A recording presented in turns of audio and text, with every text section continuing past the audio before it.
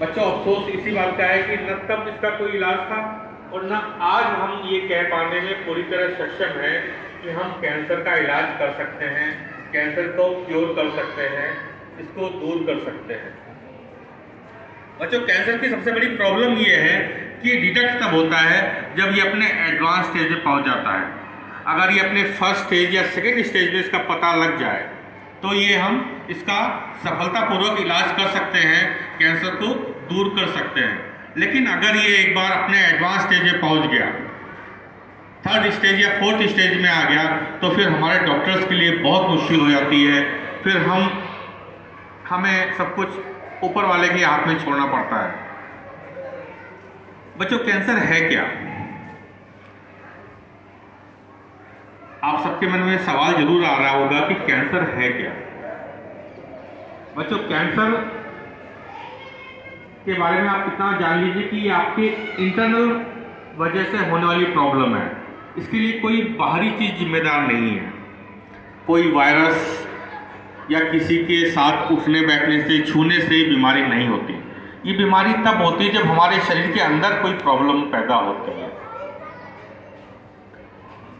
बच्चों हमारा जो पूरा शरीर है ये बिलियंस ऑफ सेल से मिलकर बना है। कोशिकाएं, हमारे शरीर की एक इकाई है कोशिका। हमारे शरीर में लाखों सेल्स रोज बनते हैं और डिस्ट्रॉय होते हैं। डिस्ट्रॉय वो सेल्स होते हैं जो हमारे शरीर के लिए हानिकारक हैं या अनुपयोगी हैं, जो हमारे शरीर के काम के नहीं हैं, वो सेल डिस्ट्रॉय हो जाते हैं। और जो हमारे शरीर के लिए फायदेमंद है, लाभदायक है, जो हमारे शरीर को विकसित करने में मदद करते हैं, वो सेल्स बने रहते हैं, शरीर की वृद्धि करते हैं, शरीर का विकास करते हैं। तो ये जो हानिकारक सेल है इनको डिस्ट्रॉय कौन करता है? कैसे होते हैं सेल डिस्ट्रॉय? बच्चों भगवान ने हमें ऐसा गिफ्ट दिया है, एक हमारे शरीर में ऐसा मैकेनिज्म फिट किया है कि जब भी हमें कोई प्रॉब्लम होती है, जब भी हमारे शरीर में कोई परेशानी आती है तो वो मैकेनिज्म एक्टिव हो जाता है, हमारे शरीर को उस प्रॉब्लम से लड़ने के लिए तैयार करने लगता है। बच्चों आपने देखा होगा, आपने कभी ध्यान दिया हो कि कभी जब आप किसी वजह से चोटिल हो जाते हो, खून बहने लगता है, तो आप बच्चों देखोगे थोड़ी देर बाद ही उस जगह पे थक्का जम जाता है और वो खून बहना बंद हो जाता है, अगर छोटी मोटी चोट है तो। क्योंकि हमारे शरीर में जो मैकेनिज्म मौजूद है वो एक्टिव हो जाता है और उस खून को बहने से रोक देता है। उसको हम कहते हैं रोग प्रतिरोधक क्षमता या इम्यूनिटी। हम सबके शरीर में भगवान ने ये पावर दी है और यही इम्यूनिटी हमारे शरीर के जो हानिकारक सेल्स हैं, जो लाभदायक सेल्स नहीं हैं, जो हमारे शरीर को नुकसान पहुंचाने वाले सेल्स हैं, उनको डिस्ट्रॉय करती है, उनको हमारे शरीर से अलग करती रहती है। लेकिन जब उनमें से कुछ सेल्स बहुत ज़्यादा एक्टिव होते हैं और आपस में यूनाइट होते हैं, जुड़ जाते हैं, एक गुच्छा जैसा बना लेते हैं, जिसे हम ट्यूमर कहते हैं, यही ट्यूमर कैंसर बनता है। बच्चों ये शरीर के किसी भी हिस्से में हो सकता है, इसकी शुरुआत शरीर के किसी भी हिस्से से हो सकती है। अभी तक हमने 108 तरह के कैंसर के बारे में हमें पता लग चुका है। हमने उनको अलग अलग नाम दिए हैं शरीर के उस हिस्से के हिसाब से, like lung cancer, breast cancer, brain tumour वगैरह वगैरह। हम इन 108 तरह के कैंसर को 4 पार्ट में डिवाइड करते हैं। एक तो मैंने आपको बताया एक ट्यूमर वाला कैंसर, दूसरा एक कैंसर का प्रकार है ल्यूकेमिया यानी कि ब्लड कैंसर। ब्लड कैंसर में ये होता है बच्चों, हमारे जो खून है वो बेसिकली 3 तत्वों से मिलकर बना है, red blood cells, white blood cells and platelets. शरीर का 99% ब्लड का हिस्सा रेड ब्लड सेल्स होता है, 0.2% हिस्सा जो है वो व्हाइट ब्लड सेल्स होता है और 0.8% प्लेटलेट्स हमारे खून में होते हैं। लेकिन जब ये 0.2% वाला व्हाइट ब्लड सेल्स, इनकी संख्या बहुत ज़्यादा बेतहाशा अप्रत्याशित रूप से बढ़ जाती है, ये स्थिति ल्यूकेमिया यानी कि ब्लड कैंसर कहलाती है। तीसरा जो कैंसर का प्रकार है बच्चों वो है स्किन कैंसर। लेकिन भारत में यानी हमारे देश में स्किन कैंसर के बहुत कम केस, रेयरली एक आध केस देखने को मिलते हैं। ये ज़्यादातर उन जगह पे होता है जहाँ ठंड ज़्यादा पड़ती है, जो लगभग 12 मास ठंडे प्रदेश हैं, ठंडे देश है, खासतौर पे पश्चिम के, यूरोप के कुछ देश, वहाँ स्किन कैंसर ज़्यादा देखने को मिलता है। हमारे यहाँ जो चौथा प्रकार है कैंसर का, ओरल कैंसर यानी कि मुंह का कैंसर, ये हमारे यहाँ वर्तमान में हम देख रहे हैं इसके मरीज बहुत ज़्यादा बढ़ रहे हैं। बच्चों, कैंसर इस वक्त इतनी तेज़ी से स्प्रेड हो रहा है कि हमारे लिए बहुत बड़ी चुनौती है कैंसर। लास्ट ईयर एक रिपोर्ट आई थी भारत सरकार की, जिसमें ये बताया गया था कि हर साल भारत में लगभग 50,000 बच्चे कैंसर के शिकार हो रहे हैं। अभी तक वर्तमान में सबसे ज़्यादा मौतों की वजह हार्ट डिजीज है, लेकिन ऐसा माना जा रहा है कि आने वाले 4 से 5 सालों में सबसे ज़्यादा मौतों की वजह ये कैंसर हो जाएगा, जिस तेजी से कैंसर स्प्रेड हो रहा है। बच्चों, एक बात आप लोग समझ लीजिए ध्यान से, कैंसर के सेल्स हम सबके शरीर में मौजूद है। मेरे शरीर में मौजूद है, आपके टीचर्स के शरीर में मौजूद है, आपके शरीर में भी मौजूद है। लेकिन अगर ये एक्टिव ना हो, आपस में जुड़े ना, तो हमें कोई नुकसान नहीं पहुंचा सकते। एक तरह से ये डेड होते हैं, अलग थलग पड़े रहते हैं, तो ये डेड रहते हैं, हमें कोई नुकसान नहीं पहुंचाते। नुकसान ये तब पहुंचाते हैं जब ये एक्टिव हो जाते हैं और आपस में ज्वाइंट होते हैं। और ये कब होता है? ये तब होता है बच्चों, जब आपकी इम्यूनिटी कमजोर होती है। जो शरीर में आपकी रोग प्रतिरोधक क्षमता है, जब उसको नुकसान पहुंचता है, तब इन कैंसरियस सेल्स को एक्टिव होने का मौका मिलता है। तो बच्चों, आपको हर वो काम करना है जो आपकी इम्यूनिटी को मजबूत करे। हर उस काम से आपको दूरी बनानी है, परहेज करना है जो आपकी इम्यूनिटी को नुकसान पहुंचाए। अभी सर ने कोरोना का जिक्र किया। कोरोना में हमने देखा बच्चों, हमने कितना नुकसान झेला है। आपको ये जान के आश्चर्य होगा बच्चों, गांव में कब कोरोना आया, कब चला गया, लोगों को पता भी नहीं चला। सारा नुकसान जो बड़े शहर थे, मेट्रोपॉलिटन सिटीज थे, उसमें हुआ है। ऐसा हाहाकार देखा है हमने बच्चों। हमने तो रात दिन उस दौरान लोगों की मदद की है, लोगों को हॉस्पिटल पहुंचाया है, हर तरीके से मदद की है। हमने देखा है कि कैसे लोग तड़प रहे थे, क्या सिचुएशन थी। वो सब कुछ ये मेट्रो सिटीज में था, गांव में कोई असर नहीं था इसका। क्यों? इसकी बहुत बड़ी वजह थी गांव के लोगों की जीवन शैली, उनकी लाइफ स्टाइल। उसकी वजह से उनकी इम्यूनिटी बहुत मजबूत रहती है और हमारी इम्यूनिटी कमजोर है। हम छोटी छोटी मौसम बदलता है, हम बीमार हो जाते हैं। थोड़ा सा धूल में कहीं जाना हुआ, हम बीमार हो जाते हैं। तो बच्चों, ये इसलिए क्योंकि हमारे शरीर में वो क्षमता कमजोर हो रही है। तो बच्चों, आपको क्या करना है? मैं चाहता हूं 2 मिनट मैं जो आपको बता रहा हूं उसको आप ध्यान से सुने। कुछ नहीं करना आपको एक्स्ट्रा, ऐसा कुछ नहीं करना है जो आप के लिए बहुत बड़ी चीज हो, बहुत मुश्किल है। थोड़ा सा अपनी डाइट चेंज कीजिए बच्चों, थोड़ा सा अपनी लाइफ स्टाइल चेंज कीजिए, अपने आप को थोड़ा सा बदलिए। आप कोरोना से, आप कैंसर से और लोगों के मुकाबले 70% ज़्यादा सेफ रहोगे। अपनी डाइट में आपको हरी पत्तेदार सब्जियां इस्तेमाल करनी है, उसका रेगुलर यूज करना है। अपने टिफिन में, टिफिन लाते हैं आप लोग बच्चों, अपने टिफिन में आपको पेरेंट्स से कहना है हरी पत्तेदार सब्जियां जरूर रखें। फल, खासतौर पे वो फल जो अलग अलग मौसम के फल होते हैं, जैसे गर्मियों में खरबूजा, तरबूज, अभी सर्दियों में संतरे बहुत आएंगे। बच्चों, अलग अलग मौसम के फल का आपको जरूर सेवन करना है, उसको अपनी डाइट में शामिल करना है। आपको फास्ट फूड, प्रिजर्व फूड, इनसे दूरी बनानी है। मैं जानता हूं हमारे बच्चे फास्ट फूड के बहुत शौकीन हैं। हमारा कल्चर ऐसा हो चुका है कि हम फास्ट फूड की तरफ जा रहे हैं लगातार।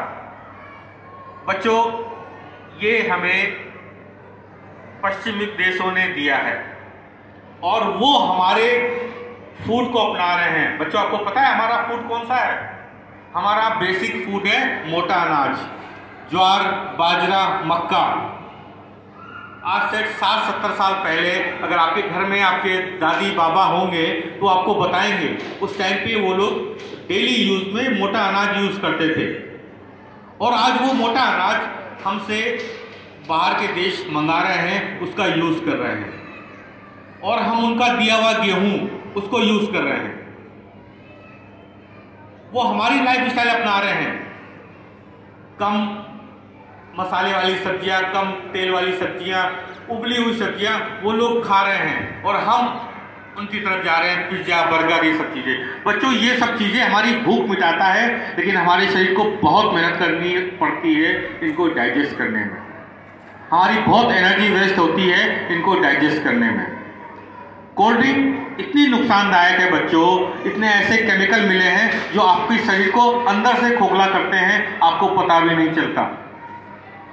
कोल्ड ड्रिंक से आपको बिल्कुल तौबा करना है, ऐसे दूर भागना है जैसे कोई बिल्ली कुत्ते से दूर भागती है या कोई चूहा बिल्ली को देख के दूर भागता है, ऐसे आपको कोल्ड ड्रिंक से दूर भागना है। आप नींबू पानी पीजिए, फलों का जूस पीजिए उसके ऑप्शन के तौर पे, लेकिन कोल्ड ड्रिंक से बिल्कुल परहेज कीजिए, तौबा कीजिए। मैं उम्मीद करता हूं हमारे बच्चे किसी किस्म का नशा नहीं करते होंगे। बच्चों, नशा कोई भी हो, किसी भी किस्म का हो, हमें अच्छा लगता है, हम करते हैं। एक टाइम तो ऐसा होता है कि जब हम उसको यूज करते हैं, लेकिन एक टाइम के बाद फिर वो हमें खाने लगता है। हम उसके इतने आदी हो जाते हैं कि फिर वो हमारी जरूरत बन जाता है, हम उसको छोड़ नहीं पाते और वो हमारे शरीर की इम्यूनिटी को बिल्कुल ख़त्म करने लगता है, एक तरह से हमें डिस्ट्रॉय कर देता है। तो बच्चों, नशे की तरफ कभी नहीं जाना है आपको, किसी भी किस्म के नशे की तरफ। हो सकता है आपके साथ, आपके आस पड़ोस में ऐसे लोग हो जो आपसे कहें यार एक बार ट्राई करो, कुछ नहीं होता है, 1-2 बार करके देखते हैं। नहीं बच्चों, उस रास्ते पे जाना ही नहीं है जो आपकी मंजिल की तरफ ना जाता हो। जो आपकी मंजिल की तरफ ना जाए उस पर आपको पहला कदम भी नहीं बढ़ाना है बच्चों। आप सबके घर में साइकिल होगी, आई थिंक, मेरा उम्मीद है कि आप सबके घर में साइकिल होगी। बच्चों, मेरा आपसे पर्सनल एक निवेदन है, 15 मिनट सिर्फ आप साइकिलिंग कीजिए। सिर्फ 15 मिनट आप रोज अपनी आदत बना लीजिए कि आपको साइकिलिंग करनी है। बच्चों, लाइफ में कभी आपको शुगर, ब्लड प्रेशर, थायराइड जैसी प्रॉब्लम जिंदगी में कभी नहीं होगी। सिर्फ 15 मिनट अपनी आदत बना लीजिए, आपको साइकिलिंग करनी है। आपको भी बहुत अच्छा लगेगा साइकिल चलाना। आपको जान के आश्चर्य होगा कि न्यूजीलैंड की प्रधानमंत्री वो अपने कार्यालय साइकिल से आती जाती है। ब्रिटेन में कई मंत्री ऐसे हैं जो अपने ऑफिस साइकिल से आते हैं, डेली यूज में वो साइकिल का इस्तेमाल करते हैं। बच्चों, साइकिलिंग से अच्छी कोई एक्सरसाइज नहीं है, आपकी होल बॉडी की एक्सरसाइज साइकिलिंग कर देती है।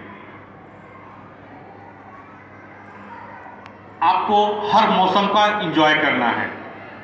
हमारे भगवान ने हमें ऐसे माहौल में रखा है जहां हम हर मौसम मिलता है, गर्मी मिलती है, सर्दी मिलती है, बारिश मिलती है, हर तरह का मौसम हमारे सामने आता है। आपको हर मौसम का सामना करना है, उसको एंजॉय करना है। ऐसा ना करिए कि गर्मी हुई आप एसी चला के अपने कमरे में पैक हो गए, या ठंड जरा सी हुई आपने ब्लोअर चलाया और रजाई पैक हो गए। नहीं बच्चों, आपको हर मौसम में अपने आप को ढालना है। देखिए आपको अंदर से कितनी एनर्जी महसूस होगी। करेंगे आप लोग? सुनाई नहीं पड़ा मुझे? वेरी गुड बच्चों, चलिए मैंने आपको जो बताया मुझे उम्मीद है हमारे बच्चे जरूर इस पर गौर करेंगे और इसको फॉलो करेंगे। बच्चों, जब मैं पढ़ता था तो अक्सर मेरे सामने एक प्रॉब्लम आती थी कि जब मैं एग्जाम में जाता था तो ऐसा होता था कि क्वेश्चन मुझे लगता था यार ये मेरा पढ़ा हुआ है, लेकिन मुझे उस वक्त उसका आंसर नहीं याद आता था, भूल जाता था। आपके साथ ऐसा होता है? होता है? तो आप चाहते हो कि जो आप पढ़े वो आपको लंबे टाइम तक याद रहे, वो आप हमेशा याद रखें, कभी भूले ना। जानना चाहते हैं कैसे ये पॉसिबल है?